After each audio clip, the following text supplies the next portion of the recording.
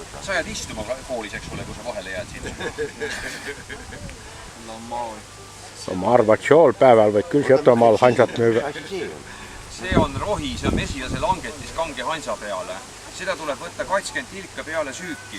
Tühja kõhtuga ei tohi, sellepärast, et... Mis ta teeb siis? Ta teeb mehed tugevamaks, naised aktiivsemaks ja kui nüüd ilma naljata rääkida... Vanal mehel hakkab juba... Jah, läheb paremaks. Palju see maksab? See on 12 eurot. Odavam kui Viagra, no. Ta räägi veel, verd pidi parandab. Verd parandab tegelikult ka nüüd, kui on aneemia nähud, ühesõnaga kehva verenäitaja, siis ta teeb tõega paremaks.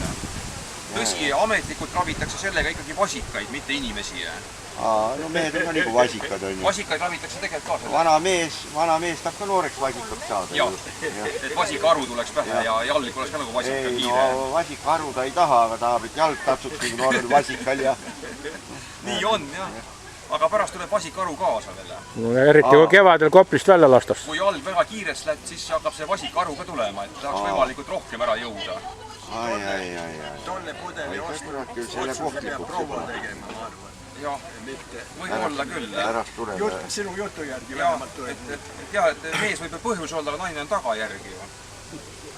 Ei ole vaja.